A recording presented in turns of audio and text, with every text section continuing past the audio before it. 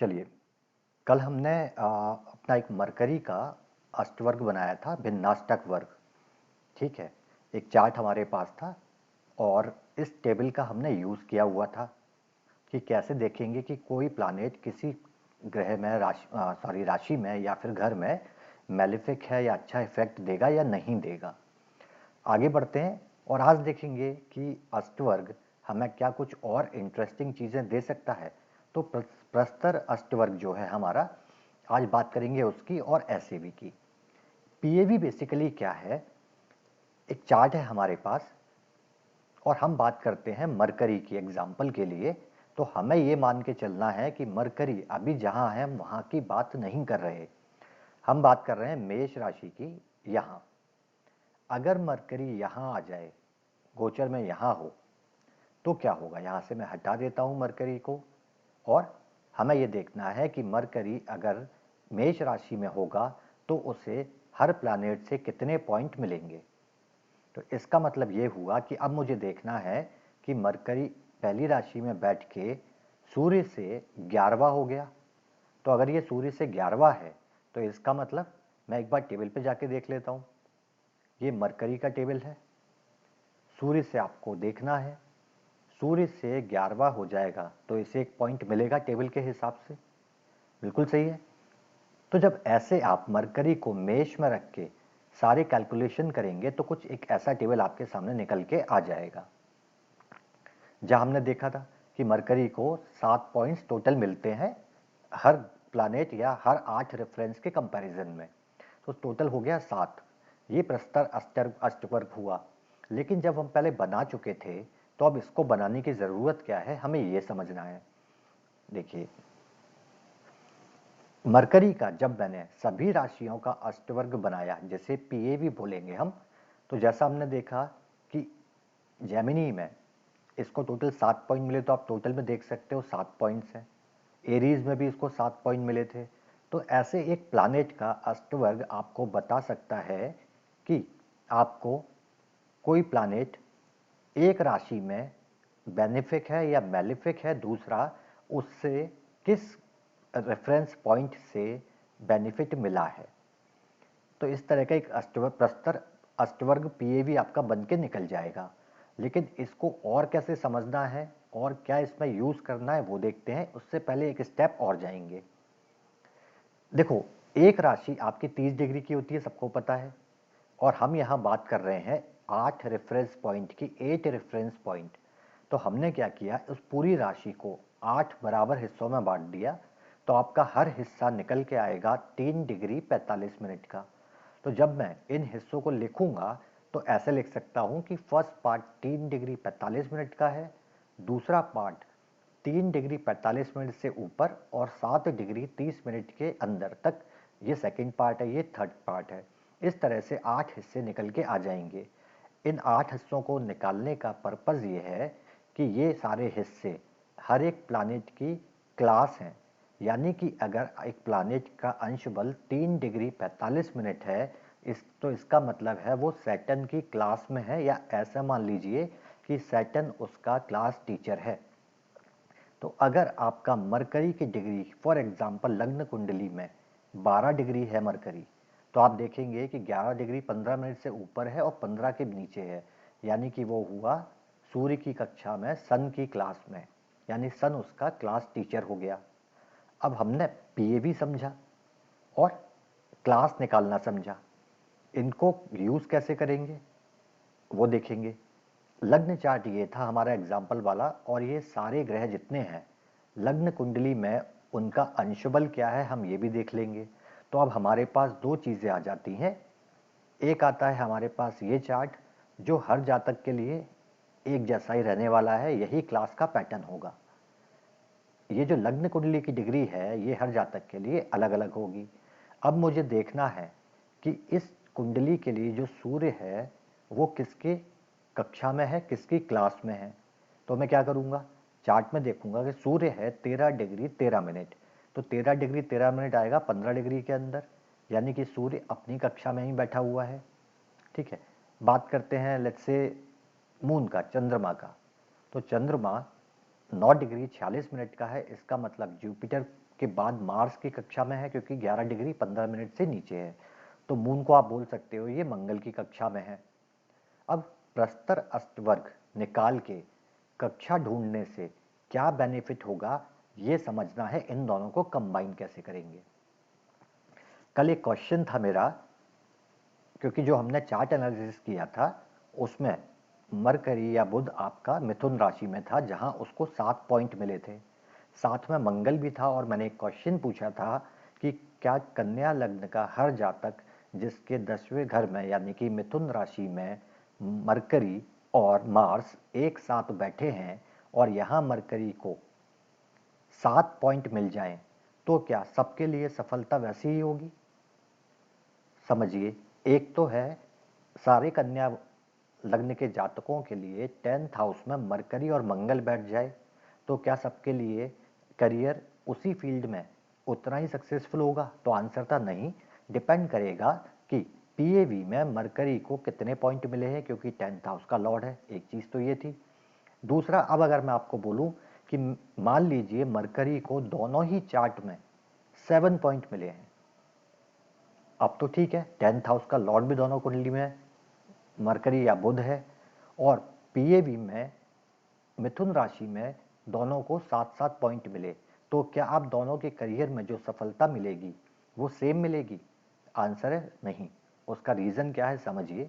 हमने देखा मरकरी हमारा 27 डिग्री कुछ मिनट का है उस कुंडली में, तो कक्षा किसकी हुई, वही आखिरी कक्षा यानी कि लग्न की।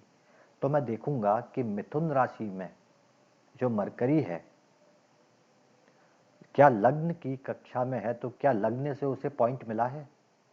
अगर लग्न से उसे पॉइंट मिला है, इसका मतलब परिणाम या फिर आपके जो रिजल्ट हैं वो और बेटर आएंगे।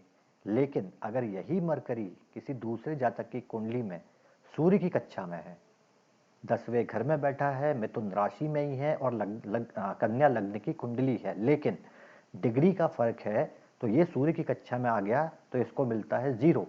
अब चाहे ये मिथुन राशि में बेनिफिक हो, लेकिन सफलता का स्तर या सफलता की क्वालिटी और क्वांटिटी उतनी नहीं होगी जितनी इस जातक की होगी, क्योंकि अगर कोई ग्रह जिस कक्षा में है वहां का भी सपोर्ट मिल जाएगा तो सबसे बेस्ट रिजल्ट देने वाला हो जाता है। तो 3 तरह से आकलन आप अष्टवर्ग के हिसाब से कर सकते हैं। पहले तो मरकरी का अष्टवर्ग खुद कितने पॉइंट लेके बैठा है, कुछ राशि में है, और उसके बाद आप देख लेंगे कि जिसकी कक्षा में है क्या उससे बेनिफिक है या मेलिफिक है। अगर मेलिफिक है तो परिणाम बहुत अच्छे नहीं मिलने वाले आपको। चलिए, अब हमने मरकरी का बनाया हुआ है अष्टवर्ग। लेट्स से मान लीजिए ये हमने सूर्य का बनाया है, ये भिन्नाष्टक वर्ग की बात हो रही है। ये आपने वीनस का बनाया हुआ है और ये आपका जुपिटर का बनाया है। अब अगर हम इन सबका टोटल करें, कैसे करेंगे, हम बात कर रहे थे एरीज की। मेष राशि में मरकरी ने कितने पॉइंट लिए हैं, तो हम पहले कुंडली पे जाएंगे। मेष राशि में मैं बोलूँगा मरकरी को 7 पॉइंट मिले हैं। दूसरी कुंडली में देखेंगे, मेष राशि में सूर्य की है ये भिन्नाष्टक वर्ग, तो सूर्य को 5 पॉइंट मिले हैं। तीसरा नीचे वाला वीनस का है, यहाँ इसको मेष राशि में 3 पॉइंट मिले हैं। जुपिटर को यहाँ पे मेष राशि में 4 पॉइंट मिले हैं। ऐसे किसी को 6 मिले होंगे, किसी को 7 मिले होंगे, किसी को 2 मिले होंगे। तो जब मैं इनका टोटल करूंगा तो मेरे पास कोई नंबर आ जाएगा, 26 आ गया, 27 आ गया, या कोई भी एक नंबर आ जाएगा। इसका मतलब एक राशि में पूरे 7 प्लैनेट जो हैं उनको कितने कितने पॉइंट्स मिल रहे हैं रेफरेंस पॉइंट के कंपैरिजन में।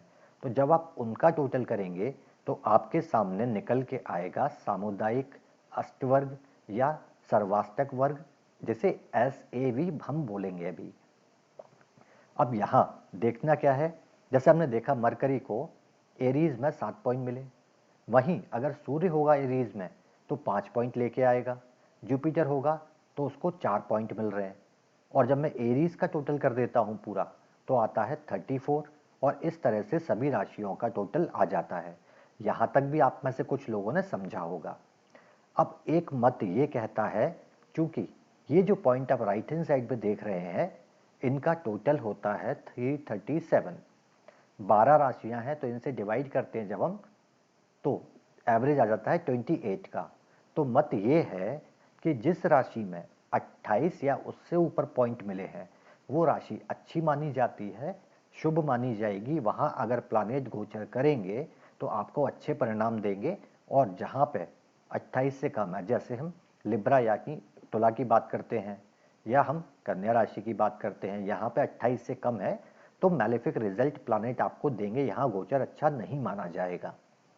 पर चूंकि मैंने जैसा आपको बताया कि अष्टवर्ग अपने आप में बहुत इंटरेस्टिंग चीज़ है, थोड़ा सा एनालाइज करते हैं, समझ में आएगा। सबसे पहले बात करते हैं एरीज की पहली राशि, और आ जाइए 12वीं राशि मीन राशि। एरीज में आप टोटल देखोगे आपको 34 पॉइंट मिलता है, और वहीं मीन में आपको 30 पॉइंट मिलता है। मतानुसार एरीज राशि अच्छी होनी चाहिए, कोई डाउट नहीं है इसमें। चलिए, अब अगर मैं एरीज की बात करूं तो जब चंद्रमा यहाँ गोचर करेगा एरीज में तो ये मैलेफिक है, और जब शनि यहाँ गोचर करेगा तो ये मैलेफिक है। बाकी सारे प्लानेट यहाँ आपको बेनिफिक रिजल्ट या फिर न्यूट्रल रिजल्ट देंगे। अब मैं बात करता हूँ मीन राशि की। मीन राशि में वीनस यहाँ गोचर करेगा तो आपको मैलेफिक रिजल्ट देगा। बाकी कोई भी प्लानेट मीन राशि में आ जाए वो आपको नुकसान नहीं पहुंचाएगा। तो जरा सोचिए, एरीज में ज़्यादा पॉइंट हैं लेकिन 2 प्लानेट आपके मैलेफिक इफेक्ट देने वाले हैं, लेकिन मीन राशि में मुझे केवल एक ही प्लानेट नुकसान पहुंचाएगा। इसका मतलब ये नहीं हो गया कि एरीज राशि खराब हो गई और मीन उससे बेटर है। पूरा गेम एनालिसिस का है कि आप कैसे एनालिसिस करते हो, आपको कुंडली में क्या चाहिए, क्या ढूंढना है, याद रखिएगा। एक और इंटरेस्टिंग चीज़ देखिए इसमें, मीन राशि में वीनस आपका मैलेफिक है, ये मैलेफिक है। वीनस इस राशि में कितने टाइम रहेगा? लगभग 1 महीना। यानी कि मीन राशि में केवल एक प्लानेट है वीनस जो मैलेफिक है, वो भी केवल 1 महीना परेशान करेगा आपको। अब मैं बात करता हूँ यहीं एरीज में, जहाँ 34 सबसे हाईएस्ट पॉइंट है, वहाँ आपका सैटर्न मैलेफिक है। कितने साल परेशान करेगा? 2.5 साल। अब बताओ फिर से, 30 पॉइंट वाली राशि अच्छी या 34 पॉइंट वाली राशि अच्छी? समझ में आया लॉजिक क्या है? लिखित सिद्धांत और नियम काम नहीं करेंगे। आपके लॉजिक, आप कुंडली से क्या ढूंढना चाहते हो उससे चीज़ें कंपैरिजन करोगे तो आपको बहुत अच्छे रिजल्ट मिलने वाले हैं। तो आपको बता दिया कि ऐसा है, 28 से ऊपर बेनिफिक है मैलिफिक है, नहीं होता। मुझे ये समझना है मैं किस प्लानेट की बात कर रहा हूँ, वो प्लानेट कहाँ बेनिफिक है, कहाँ न्यूट्रल है, कहाँ मैलिफिक है, कहाँ से कैसे रिजल्ट मुझे लेके आने हैं। आई होप यहाँ तक चीज़ें क्लियर हैं। चलिए एक बार फिर से एरीज ले लेते हैं, और अब ले लेते हैं हम मिथुन राशि जेमिनी। यहाँ तो दोनों में पॉइंट 34 है, 34 है। तो ये क्या ये दोनों राशियाँ समान महत्व की हो जाएंगी? फिर से जवाब है नहीं होंगी। देखिए बहुत सीधा लॉजिक समझिए। अगर मैं बात करूँ, ये बराबर है यहाँ पे, ये बराबर है यहाँ पे, ये भी बराबर है, मरकरी भी बराबर है। फर्क किस में है वो हम यहाँ देख लेते हैं। जुपिटर 4 पॉइंट लेके बैठा है, यहाँ 5 पॉइंट है, और सैटर्न यहाँ 3 पॉइंट लेके बैठा है और यहाँ 4 पॉइंट है। वीनस यहाँ बहुत बेनिफिक है 8 पॉइंट के साथ, और मिथुन राशि में न्यूट्रल है 4 पॉइंट के साथ। फिर से क्वेश्चन मेरा वही है, वीनस 1 महीना रुकेगा तो आपको 1 महीने बहुत अच्छे परिणाम देगा मेष राशि में, लेकिन जुपिटर जो 1 साल रुकेगा वो बेनिफिक कहाँ है? आपकी जेमिनी में। सैटर्न जो 2.5 साल परिणाम देगा वो एरीज में मैलेफिक है और यहाँ पे न्यूट्रल है। अब आपके पॉइंट्स बराबर हैं सारी राशियों में, इन दोनों में, एरीज और जेमिनी में। लेकिन फिर भी क्या समझ में आता है कि कौन सी राशि अच्छी है? कहने का मतलब फिर से वही, एनालाइज क्या करना है इस पे फोकस ज़्यादा रखना है एज कंपेयर टू कि रिटन सिद्धांत या दिए हुए सिद्धांत क्या हैं। अब एक और इंटरेस्टिंग चीज़ देखते हैं हमारा मत इस तरह का है, वो आपको समझा देते हैं। अगर मैं कन्या राशि की बात करूं, कन्या राशि को 26 पॉइंट मिलते हैं। इसका मतलब ये है कि जब प्लैनेट गोचर करेगा तो कितना बेनिफिक होगा। आप देखेंगे कि मून इस 26 में से 6 पॉइंट कंट्रीब्यूट करता है। अगर मैं मून को हटा दूं तो कितने पॉइंट बचे? 20 पॉइंट। मून एक राशि में 2.5 दिन रहने वाला है, तो जब ये सिंह राशि में आएगा तो वो 2.5 दिनों के लिए आपको 6 पॉइंट का गेन यानी कि इस लेवल की सफलता दिला देगा। लेकिन बाकी 3 का क्या करोगे? नीचे जो है जुपिटर 3 पॉइंट के साथ मैलेफिक, वीनस 3 पॉइंट के साथ मैलेफिक और सैटर्न 2 के साथ बहुत ही मैलेफिक। तो बेशक ये 28 के पास हो, लेकिन फिर भी ये स्थिति बहुत गंभीर कहलाएगी। डिपेंड करेगा अगेन कि कौन से प्लैनेट के बारे में बात कर रहे हैं। इसलिए बताया कि बहुत इंटरेस्टिंग है और इतना चीज़ें एनालाइज कर सकते हो आप ऐसे भी से। अभी तो हमने स्टार्ट भी नहीं किया ढंग से। अब एक और इंटरेस्टिंग कॉन्सेप्ट और है इसमें, वो भी आज समझ लेते हैं। राइट हैंड साइड पे जो आप नंबर देख रहे हो, ये नंबर फिक्स हैं। आप किसी का भी चार्ट उठा लो, किसी का भी SAV उठाओ, सूर्य के टोटल पॉइंट 12 राशियों में काउंट करोगे तो 48 ही आएंगे, मून के 49 आएंगे, इस तरह से सारे पॉइंट आएंगे। अब इस चीज़ को जो मैं बोल रहा हूँ बहुत ध्यान से समझना। 12 राशियां हैं आपके पास, ठीक है, और 4 पॉइंट पे न्यूट्रल हो जाता है। तो क्या सूर्य इन सबको 4-4 पॉइंट दे सकता है 12 राशियों में? बिल्कुल दे सकता है, क्योंकि सूर्य के पास कितने पॉइंट है? 48 पॉइंट है। तो सूर्य किसी को भी, हर राशि को बराबर बराबर 4 पॉइंट दे के सबको आपके लिए न्यूट्रल कर सकता है। अच्छी बात है। क्या मून कर सकता है? हाँ, कर सकता है। इसके पास 48 पॉइंट देने के बाद भी 1 पॉइंट एक्स्ट्रा बचेगा, यानी ये किसी और एक राशि को और बेनिफिक भी बना सकता है आपके लिए। आगे देखते हैं। क्या मार्स कर पाएगा? नहीं कर पाएगा। इसके पास तो खुद के 48 पॉइंट नहीं है। इसका मतलब ये चाहते हुए भी आपकी 12 की 12 राशियों में बेनिफिक नहीं हो सकता।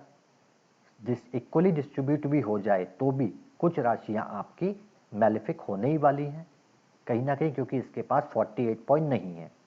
मरकरी को देखेंगे। मरकरी को 48 की ज़रूरत है, इसके पास 6 पॉइंट एक्स्ट्रा है। जुपिटर की बात करोगे तो जुपिटर के पास 8 पॉइंट एक्स्ट्रा है। और अगर वीनस की बात करेंगे तो वीनस के ऊपर 4 पॉइंट एक्स्ट्रा है। और वहीं सैटर्न की बात करेंगे तो सैटर्न के पास फिर कम 39 पॉइंट है, यानी ये भी चाह के आपके लिए हर राशि में बेनिफिक नहीं हो सकता। अब एक इंटरेस्टिंग बात समझिए, क्यों दुष्ट ग्रह और पापी ग्रह मंगल को और शनि को कहा जाता है? कुछ लिंक जुड़ता है? ये वो प्लैनेट है जो चाहें तो भी आपको रिक्वायर बेनिफिट पॉइंट नहीं दे सकते, इनके पास है ही नहीं। इसका मतलब शनि किसी की भी कुंडली हो, कहीं भी गोचर करे, कुछ जगह तो नेगेटिव इफेक्ट देगा ही, ये नियम है। क्यों?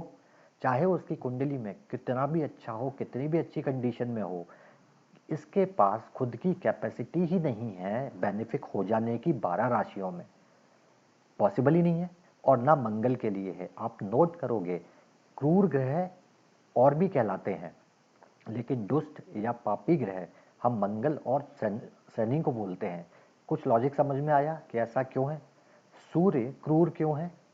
क्योंकि इसके पास 48 ही पॉइंट है। अगर इसको किसी एक राशि में बेनिफिक होना है तो कहीं एक राशि को एक कम कर देगा, यानी कि अगर देगा एक तरफ तो दूसरी तरफ वापस ले लेगा, इसलिए क्रूर ग्रह हो गया। अब बात करते हैं सौम्य ग्रह की, जिसको बोला जाता है प्रॉस्पेरिटी का कारक, जिसको बोला जाता है इसका आधिपत्य सबसे ज़्यादा कुंडली के घरों पे होता है। आदि कुंडली को ये अकेला ग्रह संभाल सकता है, क्योंकि सबसे हाईएस्ट पॉइंट देने वाला है। आपके जीवन के ये पूरा जो चार्ट है, 12 राशियां, आपके 7 ग्रह, उसमें सबसे ज़्यादा आपको बेनिफिट देने वाला प्लैनेट कोई है तो वो जुपिटर है, क्योंकि इसके पास आपको देने के लिए बहुत कुछ है। सौम्य ग्रह, न्यूट्रल ग्रह, दुष्ट ग्रह का कॉन्सेप्ट क्या अष्टवर्ग से मैच होता है? और यही हमने पहले बात की थी। हमने बाकी सारे प्लैनेट को क्रूर और वो सब नहीं कहा। दुष्ट और पापी ग्रह हम केवल सैटर्न, मार्स को बोलते हैं। सूर्य क्रूर ग्रह है, जब आपको कुछ एडिशनल देगा तो कहीं से एडिशनल कम कर भी देगा, किसी राशि के प्रभाव में कमी कहीं ना कहीं वो करेगा। तो आई होप ये चीज़ भी आप समझ पाएंगे, एक इंटरेस्टिंग चीज़ है। तो अभी अगर बहुत संक्षेप में कहूँ तो ऐसे समझ लीजिए, बहुत सिंपल तरीके से, ये है 12 स्टेडियम और ये है आपके प्लेयर 7। हर एक प्लेयर का परफॉर्मेंस हर एक स्टेडियम में कैसा होता है ये आपके सामने दिखेगा। यही आपकी लाइफ है, 12 राशियां हैं और 7 आपके पास प्लानिट है जो कंट्रीब्यूटिंग है पॉइंट्स में। तो अगर आपका एक प्लेयर खेलने जाता है और वो अगर आज इस स्टेडियम में खेल रहा है तो आपको पता है कि यार ये स्टेडियम में प्रॉब्लम क्रिएट करेगा, इसका स्कोर अच्छा नहीं आएगा। वहीं आपका ये प्लेयर है और यहाँ खेल रहा है आज या इसके गोचर के समय पे, तो आप समझ पाएंगे कि हाँ ये मुझे अच्छा स्कोर बना के देने वाला है। एक चीज़ तो यहाँ से बहुत आम ये कॉन्सेप्ट हमें क्लियर होता है। अब एक और चीज़ है, ये प्लेयर खेल रहा है इस स्टेडियम में, 1.5 महीने के आसपास खेलेगा। क्या सब में खराब हो जाएगा? नहीं होगा। अब रोल आएगा प्रस्तर अष्टवर्ग का। मंगल को जो 1 पॉइंट मिला है ये कहाँ से मिला है? कहीं से तो मिला है। जब ये गोचर में उसकी कक्षा में चला जाएगा तो ये मैलेफिक नहीं रह जाएगा। वो पीरियड बहुत कम टाइम का होगा, बात सही है, लेकिन उस समय तो कम से कम वो आपको अच्छे रिजल्ट दे देगा। वहीं बात करें हम सैटर्न की, तो अगर सैटर्न लेट्स से यहाँ पे आपके लिए यहाँ आपके लिए सैटर्न न्यूट्रल है, तो क्या इसका मतलब है कि सैटर्न जेमिनी में 2.5 साल रहेगा तो क्या पूरा टाइम आपके लिए न्यूट्रल रहेगा या मैलेफिक हो जाएगा? नहीं, डिपेंड करेगा कि किसकी कक्षा में है। क्यों? क्योंकि सैटर्न को ये जो 4 पॉइंट मिले हैं ये किसने दिए? लेट्स से सन ने दिया, मून ने दिया, मरकरी ने दिया और वीनस ने दिया। तो इन 2.5 सालों में सूर्य जब चंद्र आपका शनि सूर्य की कक्षा में होगा तो आपके लिए बेनिफिक हो जाएगा। मून की कक्षा में बेनिफिक होगा, मरकरी की कक्षा में बेनिफिक होगा, वीनस की कक्षा में बेनिफिक होगा। जब बाकी की 4 कक्षाओं में होगा तो इसको कहीं भी पॉइंट नहीं मिले उस समय ये बेनिफिक काम नहीं करेगा आपके लिए। तो ये केवल दिए हुए सिद्धांत की ये राशि में 34 पॉइंट्स हो जाने से इसमें ट्रैवल करने वाले सारे प्लैनेट आपके लिए अच्छे हो जाएंगे। तो चाहे कोई भी कुंडली उठा लीजिए, गोचर का टाइम देख लीजिए, आपको स्पष्ट हो जाएगा कि ये सिद्धांत किस लिए पूरी तरह से काम क्यों नहीं करते, क्योंकि हमें बहुत ज़्यादा एनालिसिस की ज़रूरत पड़ती है। अष्टवर्ग को कल और भी समझेंगे, क्योंकि अभी तो हमने केवल स्टार्ट किया है, अष्टवर्ग सामने देखा है, इससे संबंधित नियम क्या है, सिद्धांत क्या है, वो कल हम आगे समझेंगे। कुछ विशिष्ट नियम है और एनालाइज करने के तरीके हैं।